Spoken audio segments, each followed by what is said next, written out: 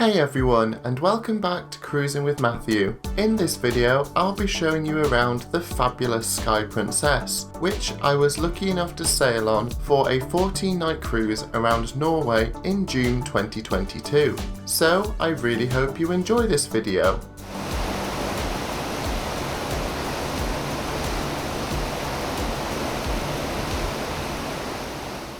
Now, Sky Princess is the fourth Royal class ship in the Princess Cruises fleet, being launched in 2019. She weighs in at 145,000 gross tons, carrying an average of 3,600 passengers and 1,400 crew across 15 passenger decks. This cruise was the first time I'd ever sailed on Princess, so I was so excited to see what she was like. Now, Deck 4 is the lowest deck accessible to passengers and holds the medical centre, which luckily I didn't ever need to visit, as well as the tender embarkation point. Although tendering in a port does mean that it takes longer to disembark and re-embark the ship, the flip side is that you get to enjoy some fantastic views of Sky Princess, which the maritime geek in me absolutely loved. Moving up to Deck 5, at the forward section of the ship, we encounter the Lotus Spa and Salon. This is the place to go if you fancy some pampering during your cruise, as you can enjoy a range of treatments including massages, facials and things like that. Alternatively, you can book a slot in the salon if you fancy having a manicure, pedicure or a new haircut. The Lotus Spa also features an extensive thermal suite known as the Enclave. This offers a large hydrotherapy pool, Turkish-style baths and heated stone beds. This certainly looked inviting, and I'm sure you'd have left the area feeling really relaxed and rejuvenated. Moving further midships, we pass by Guest Services, which is the place to go if you have any cruise-related queries on board. Opposite, there is the Shore Excursions desk should you wish to purchase any excursions operated by Princess themselves. During our cruise, they did have a good range of excursions, but we found we could get cheaper third-party alternatives, so that's something to look out for.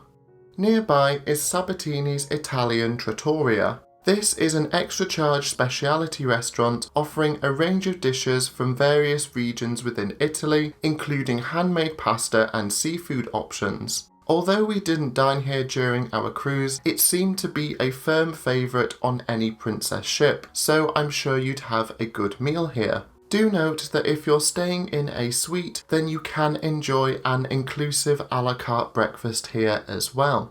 Walking further forwards, you encounter the stunning Piazza, which is probably the most impressive atrium I've ever come across. It feels so bright and airy, with the twin spiral staircases really adding to the opulence of this space. Although a personal highlight has to be the beautiful chandelier-like centrepiece. Overall, the Piazza runs from Deck 5 to Deck 7 and is packed full of venues including shops, bars and restaurants, making it a real focal point of Sky Princess. The central area of the Piazza offers lots of seating during the day, as well as converting into a dance floor in an evening. Now on Deck 5, just off from the main dance floor area, you'll find Bellini's, which is a popular bar on board Sky Princess. This specialises, shockingly, in Bellinis as well as champagne, although it offers a great range of cocktails and other drinks.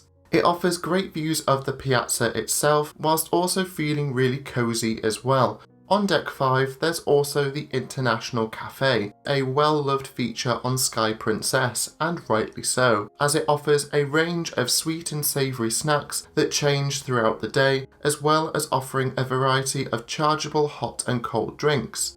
What makes this venue even better is the fact that it is open 24/7, so no matter the time of day, you'll be able to grab something to eat. Nearby is Vine's Wine Bar, which is nestled in one corner of the atrium and offers a range of wine and champagne. These can be served by the glass or in a wine flight if you're wanting to try something a little different. I really enjoyed the decor here as it felt quite art deco, and there was also these large picture windows which help give lots of natural light to the area, Next door is Gelato, Sky Princess's Italian-style gelataria, and offers a variety of gelato flavours and toppings. Do note these are extra charge, although I did really enjoy the decor of the area and it looked quite fun. Adjacent is Celebrations, which is the first of many shops on board Sky Princess, with this offering a range of alcohols and spirits which are at duty-free prices. Walking further aft, there's the Internet Cafe. This is the place to go if you want to have internet access but don't want to use your mobile phone. You also get some great views here, which is always a bonus. Right at the aft of the ship, we encounter the Soleil dining room, which is the first of 3 main dining rooms on board Sky Princess. The other 2, Estrella and Cello, are situated on deck 6, midships and aft respectively. Here you can dine for breakfast, lunch and dinner, with all the meals being included within your cruise fare. Princess operates a Dine My Way system, where you can customise your dining experience via the Princess app.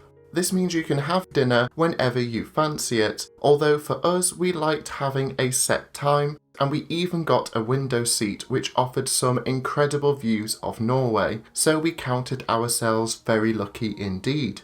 Breakfast and lunch operate under open sitting and you can simply arrive at whatever time suits you. We were both really impressed with the food here and I enjoyed the fact we had more time to relax and enjoy our breakfast and lunch when time allowed. Although there's plenty of choice in Sky Princess's buffet, it just felt that bit more special, and seeing as it's included within your fare, I'd really recommend giving it a go on one day of your cruise. The staff across all the restaurants were absolutely fantastic and did a great job at accommodating Yean's dairy intolerance, enabling him to have pretty much anything he wanted on the menu, provided he ordered the day before. The service that you got from the staff deserves a particular mention, as they got to know our preferences immediately and always had time to chat about our day, which was really nice to see. Now moving up to deck 6, the aft portions of the ship consist of the aforementioned Estrella and Cello main dining rooms, so we'll move on and head back into the Piazza. In one corner there's the Captain's Circle, which is the place to go if you have any questions about Princess Cruises' loyalty program. Adjacent is Future Cruise Planning, should you wish to book a cruise with Princess while still on board. Nearby you'll also find further shops offering a range of jewellery and watches, so if you're a fan of anything sparkly and fancy a bit of retail therapy, then this is the place to go. Across the Piazza you'll find the photo gallery, where you can have a look at all the photos that have been taken during your cruise. I really enjoy the fact they're displayed on these large tablets, as it helps prevent any wastage if you don't buy your photos. There's also the opportunity to buy some camera accessories here, just in case you have any mishaps during your cruise. Although the photo gallery is needed, this venue takes up a large amount of space, but wasn't well utilised during our cruise at all. Instead, I feel a large portion of it could be converted into a nice bar or an alternative venue. As a matter of fact, her newest sister, Enchanted Princess, has done exactly that, replacing this space with the Crooner's Bar, which is another firm favourite on other Princess ships, and is something that I really hope they do in future dry docks. Nearby, there's also the Fine Art Gallery, should you wish to purchase any art during your cruise. Princess will also hold art auctions, which on our cruise were held in Princess Live. So if there's a piece of art that you have in mind, then this might be worth taking a look at. At the very end of the atrium is Good Spirits at Sea. This is a fantastic bar giving you stunning views over the whole Piazza. It specialises in creating unique cocktails that you don't find anywhere else on board. It also felt quite exclusive as there weren't many seats here, although sadly this meant that we only got chance to try the cocktails here once, so I'd highly recommend you give this bar a try. Moving forward, we passed through the Princess Casino. This was far bigger than any British cruise ship I've come across, so if you're a fan of casinos, you're definitely not going to be disappointed here.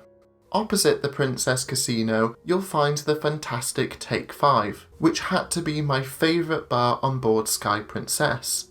This feels like an exclusive and intimate space even before you walk in, as it's separated from the piazza by a set of closed double doors encircled with lights. Take 5 is Sky Princess's answer to a jazz bar and was a perfect place to enjoy a few pre or post theatre drinks. Throughout the evening, you can listen to the resident jazz band perform a variety of music as you sit back and drink a few cocktails. Now these deserve a particular mention as they offer a huge range of alternative cocktails that aren't seen in other bars. The staff here were incredibly knowledgeable and they couldn't do enough to help. Moving to the very front of the ship, we find ourselves in the Princess Theatre, which spans both decks 6 and 7. Although a decent size, it did seem to fill up quite quickly during our cruise, especially for the headline productions. Therefore, if you're wanting a particular spot, I'd highly recommend getting to these shows in good time. During the day, especially on sea days, Princess will offer a number of enrichment activities in the theatre. For our cruise, this included cookery demonstrations by the galley team, as well as a number of guest speakers. As the UK had just celebrated the Platinum Jubilee of the late Queen, we got to learn about the royal yacht Britannia, as well as listening to a historian talking about various naval engagements in Norway during World War II, including the Allies' operation to sink the Bismarck, which was a fascinating lecture. In an evening, the theatre really comes into its own, offering a huge range of entertainment, all of which were of a really high quality. The true highlights were Princess's own production shows, Five Skies and Rock Opera. These were some of the best production shows I have ever seen on a ship, incorporating a huge amount of set design, making it an incredibly immersive experience. The vocals and choreography of both shows was absolutely fantastic, and the skill and talent of the production show cast cannot be understated. A slight negative was the fact that we only had 2 production shows for the duration of our 14-night cruise, which was a bit of a surprise in comparison to other lines that I've been on. However, since our cruise, Princess have added a new show to Sky Princess called Spotlight Bar. I was actually invited to see Spotlight Bar on Sky Princess's sister ship Enchanted Princess in August 2022. I was really impressed with this show, and I think it'll be a wonderful accompaniment alongside Five Skies and Rock Opera. If you want more information about that, then make sure you check out my video on Spotlight Bar. Production shows aside, the guest entertainers were of a really high calibre too, featuring the ventriloquist Gareth Oliver, vocalist Jenny Williams, pianist and singer Tom Seals, and so many more. Therefore, no matter what show is going on in the theatre in an evening, I'd highly recommend going, as there really is something for everyone and it's included within your fare, so you might as well give it a go. Jumping up to deck 7 and leaving the Princess Theatre, we pass through the shops of Princess. This has everything you could possibly want if you fancy a bit of retail therapy. It includes Princess branded souvenirs, clothes, jewellery, and so much more. I enjoy the fact Princess has pushed a lot of the shops into this area, as it frees up a lot of the more popular spaces for bars and other venues. The space outside the shops also felt quite sophisticated, as if you were in a luxury shopping centre. Moving back into the Piazza for one last time, we find what was, at the time of recording, Bistro Sur la Mer. Following Sky Princess's refit, this area is now the Catch by Rudy, made in partnership with Rudy Soderman. This restaurant will reimagine a range of dishes including lobster, calamari and whole Dover sole. So if you're a fan of seafood, then this is going to be the place for you. Although the design of this area has changed, you can still see that this would be a great place to dine, as you're right in the centre of the atrium, so you'll be able to listen to any performances that are going on here. Alternatively, weather permitting, you can sit outside and dine al fresco, which I imagine would be really nice in sunnier climes. At the front of the Piazza is the Ocean Terrace Sushi Bar. This extra charge restaurant gives you the chance to try a range of sushi and sashimi, which looks so tempting, but sadly we didn't get a chance to try this venue. Similar to the Catch, it's situated right in the middle of the Piazza, so you can have a good view of everything that's going on here. Close by, there's also Alfredo's Pizzeria. Although this was complimentary at the time of recording, this has since changed and now costs $15 per person for a 3-course meal. However, if you have Princess Plus, you can enjoy up to 2 meals here free of charge, or if you're Princess Premier, then you have unlimited meals. It just depends on your fare choice and what you want to do with that. Similar to the Catch, it also offers alfresco dining outside if the weather is good enough, so the choice is yours. Moving further aft, we pass by Ocean Front. This is the place to go if you have any Ocean Medallion queries, or if you want to accessorize your own Ocean Medallion with extra charge items such as wrist straps, necklaces, and things like that. Nearby is Princess Live. This is the entertainment venue where the majority of all the quiz and trivia games were held during our cruise. Now these seem to be massively popular on board Sky Princess, with the vast majority of them being fully attended, so make sure you get here early if you want a good seat. We found them to be so much fun, and we even managed to win a Harry Potter themed quiz, also the only quiz to date we have ever won on a cruise, so I'm still very proud of it. The bar staff here were always fantastic and deserve a particular mention for giving us the most imaginative frozen margaritas I've ever encountered. They always made me laugh when I got one, and they seemed to get more and more imaginative with the decorations as the cruise went on. Moving further aft, we pass by the Crown Grill and Bar. Now the bar and lounge area is a fantastic place to have a pre-dinner drink, even if you're not dining in the Crown Grill itself, as there was always a talented musician playing, so it was a nice place to relax and have a few cocktails before you went for dinner. Whilst we loved the sophisticated Art Deco style, the overall design of the seating area kind of let it down, as the majority of the seating area was essentially situated in a long corridor. So at certain times of the evening, it did get quite busy and detracted from the overall relaxed atmosphere in this venue. The Crown Grill itself is a firm Princess favourite and is Sky Princess's speciality steak and seafood restaurant. Now we were kindly gifted a speciality meal by Princess, so we decided to choose the Crown Grill to celebrate our first year anniversary together. We were really impressed with the choice of food on offer here, and there was almost a dizzying array of choices to be made for each course. To start, you're given a great selection of breads before kicking off with your starter. I went for a lobster cake with tarragon foam, as well as a lobster bisque, which tasted so good and was packed full of flavour. For my main course, I decided to go for a New York strip steak, with my sides including asparagus, spinach, and a jacket potato. The steak was cooked to perfection, as were all the sides. Although the desserts all looked fantastic, I can't comment on these, as instead of a dessert, Princess surprised us with this decadent chocolate cake to help celebrate our anniversary.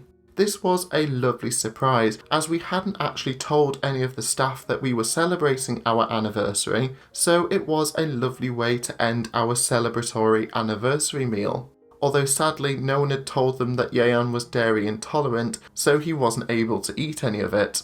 This being said, however, we enjoyed our time in the Crown Grill, and I can certainly see why it's such a popular venue on any Princess ship. At the very aft of Deck 7, you'll find the Vista Lounge. You'll find events such as trivia and bingo being held here, whilst in an evening, you'll have the opportunity to see more intimate performances by comedians, magicians, as well as being a late night venue if you wanted to dance the night away with the resident DJ. Nearby to the Vista Lounge, there are a set of doors which take you out onto a small portion of open deck space right at the stern of Sky Princess. This area almost seemed to hide in plain sight and felt like a secret deck. There's a good number of padded sun lounges for you to relax in, as well as the opportunity to take in the stunning wake views as Sky Princess is underway. This area is much appreciated, as Sky Princess and her other royal class sister ships do not have a full wraparound promenade deck, which is something I really missed on this ship. So make sure you keep an eye out for this area, as you can still enjoy those fantastic wake views, and was a great spot to take in the views of the fjords. Now, decks 8 to 15 consist entirely of cabins. These include a variety of cabin grades to suit every holiday preference and budget, ranging from inside cabins, balcony and deluxe balconies, to even mini suites and full-sized suites. Now, I was kindly given the opportunity to tour several of these during my cruise, so make sure you check out my inside cabin and mini suite cabin tours, which I've already released, and I'll be covering the rest of these grades in future videos, so watch this space. Moving up to deck 16, the forward section of this deck is occupied by more cabins, so we'll move midships and go to the pool deck.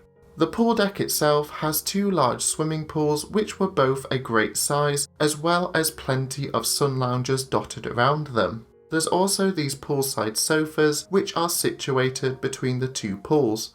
Another popular feature were the several hot tubs that were dotted around this area, especially as it wasn't all that warm for the majority of our cruise. If you're feeling peckish, then there's plenty of places to grab a quick bite to eat without having to go to any of the ship's main restaurants. This includes Slice, which gives you a good range of pizza to enjoy, although you won't need many slices as the portion sizes were absolutely huge. There's also the Salty Dog Grill, which offers burgers, hot dogs, tacos and more. These are both included within your fare, and we really enjoyed eating here. The main pool area also has its own sea screen. In an evening, this is where they host Princess's signature Movies Under the Stars, where you can enjoy a variety of films, shows, and major sporting events should they occur during your cruise. A lovely touch is the fact that they add padded seating to the sun loungers, blankets, and even offer complimentary popcorn for you to enjoy with your movie. Situated at both sides of the pool deck, you also encounter the Sea Walk. This glass walkway protrudes over each side of the ship and definitely gives you some unique views. Moving aft, you encounter the World Fresh Marketplace. This is Princess's buffet and offers a variety of self-service options for breakfast, lunch, dinner, as well as offering a late night buffet if you're still feeling hungry. On the occasions that we did eat here, we thought there was plenty of choice and the food tasted quite good. However, especially at peak times, it just felt a bit too busy for us, so we preferred to enjoy the more relaxed pace of the main dining room when time allowed. This being said, an area that we always enjoyed visiting was the pastry shop, which offers a range of included desserts which change throughout the day. This included everything from croissants to cakes and cookies, so there was always something to try and they all tasted fantastic. Another feature we really enjoyed was the fact that you could eat your food al fresco in this covered portion of the aft open decks if the weather was good enough, which we thought was a lovely touch. Now moving to the very back of the ship, we find ourselves at the wake pool and bar. This was another popular space on board, and although the pool itself was quite small, the views you got from this area were absolutely incredible. There was a number of small tables and sun loungers here as well, so you could always just sit here with a few drinks and watch the world pass you by. Moving up to deck 17, there's some aft-facing deck space which has plenty of sun loungers on it if you're wanting to relax. Do note that there is a small covered lounge area where smoking is permitted. Moving further forward, there's additional open deck space which had plenty of sun loungers as well as some more hot tubs which were just as popular as those dotted around the main pool. Our favourite spot, however, had to be the ping pong table, where me and Yeyan battled it out to see who would be the champion for this cruise. I'm happy to report that I won and took it graciously, of course. The sun loungers and occasional hot tubs continue as we encounter the open decks looking over the main pool deck of Sky Princess. Although our cruise wasn't exactly wall-to-wall sunshine, it felt like there would be lots of places for people to sunbathe if you were going on a cruise which had much warmer weather. this area is also a great spot to enjoy any party sailaways that take place around the pool deck. For instance, we enjoyed a flag-waving sail-away party from Southampton that would have put P&O's old Great British Sailorways to shame. A quirk which me and Yean really enjoyed was the fact that, as this deck is directly above the seawalk which protrudes over the side of the ship, you have a great vantage point which lets you look all the way down the front and back of the ship, which the maritime geek in me absolutely loved. Moving to the front of Deck 17, we encounter the retreat pool. This is an adults-only area of Sky Princess and offers a more peaceful place to relax than the main pool area. The deck space around the pool itself is fairly limited due to the majority of the deck being occupied by balconies on either side of the pool. However, if we jump up to Deck 18, there's additional sun lounges and 2 more hot tubs, and the whole area felt a bit more exclusive, although it is not at an extra charge, it's just adults only. The very forward section of Deck 18 is occupied by the sanctuary. This extra charge private portion of the ship can be booked for as little as half a day, a full day, or the whole cruise itself. This area features a good range of comfy seating, including padded daybeds, sun lounges, and even whole private cabanas, although you do have to pay extra for those. The sanctuary also has its own hot tub, as well as dedicated staff who can help you get some light snacks, which is included in the fare of the sanctuary, as well as drinks ranging from infused water to perhaps something a little stronger. You can even opt for an alfresco massage here via the Lotus Spa if you so wish. It looked a really exclusive and comfy place, and I really enjoyed the large windows at the very front of the ship as you have a full panoramic view over the ship's bow. However, I do wish that the deck below, which consists entirely of cabins, was similar to P&O's Britannia and featured a forward observation lounge, which gives you some fantastic forward-facing views without having to pay the extra premium it costs to stay in somewhere like the Sanctuary. Now moving aft on Deck 18, there's a jogging track which wraps around the funnel of Sky Princess. Although we definitely didn't do any running here, it was a great spot to take in the sea or port views as Sky Princess made her way from point A to point B, as well as being a fantastic vantage point to take photos of Sky Princess's funnel. Situated behind the funnel itself is Centre Court, which is a fully netted sports area where you can play a variety of games ranging from football, tennis, netball and basketball. It seemed like a great multifunctional space, so definitely something to look out for if you're feeling sporty on your cruise. Finally, if we take some stairs, we end up on Deck 19.